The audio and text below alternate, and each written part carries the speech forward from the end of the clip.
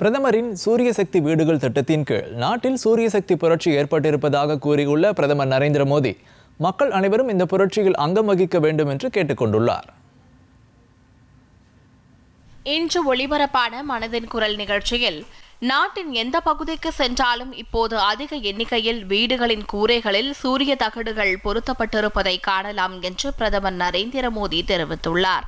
பிரதமரின் சூரிய சக்தி திட்டத்தின் தாக்கத்தால் மக்களின் வாழ்க்கையில் மிகப்பெரிய மாற்றம் ஏற்பட்டிருப்பதாக அவர் தெரிவித்தார்.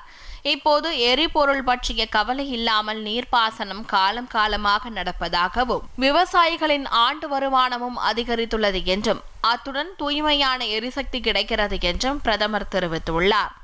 இந்த சூரிய சக்தி புரட்சியில் அனைவரும் இணைந்து பயன்பெறுமாறு அவர் கேட்டுக் கொண்டுள்ளார். சமுதாய விதை வங்கியில் பாரம்பரிய ரக விதைகளை பாதுகாத்து வருவது பற்றியும் 150க்கும் மேற்பட்ட பாரம்பரிய ரக விதைகள் நாகாலாந்தின் ஒரு சிறு கிராமத்தில் பாதுகாக்கப்பட்டு வருவதாகவும் அவர் தெரிவித்துள்ளார்.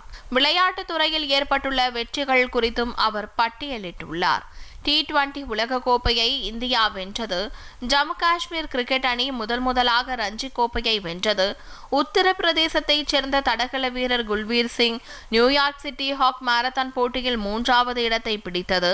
ஸ்குவாஷ் விளையாட்டு வீரர் அனாஹத் சிங் மிகப்பெரிய சர்வதேச போட்டியில் வென்றது ஆகியவை மிகப்பெரிய சாதனைகள் என்று பிரதமர் குறிப்பிட்டுள்ளார். देश के किसी छोटे बड़े शहर में जाएंगे तो एक बदलाव आप जरूर नोटिस करेंगे. அதிக எண்ணிக்கையில் வீடுகளின் கூரைகளிலே சூரிய தகடுகள் பொருத்தப்பட்டிருப்பதை நீங்கள் பார்க்கலாம். சில ஆண்டுகள் முன்பு வரை இவை ஏதோ சில வீடுகளில் மட்டுமே இருந்தன. ஆனால் இன்றோ பிரதம மந்திரி சூரிய சக்தி வீடுகள் திட்டத்தின் தாக்கத்தை தேசத்தின் மூலை முடுக்கெங்கிலும் காண முடிகின்றது. இந்த திட்டம் காரணமாக சூரிய சக்தி தொழில்நுட்ப பயிற்சியை மேற்கொண்டு 4 மாதங்களில் சோலார் PV டெக்னீஷியன், அதாவது சூரிய ஒளியிலிருந்து மின்சாரம் தயாரிக்கும் தொழில்நுட்ப வல்லுநர் படிப்பையும் நிறைவு செய்தார்.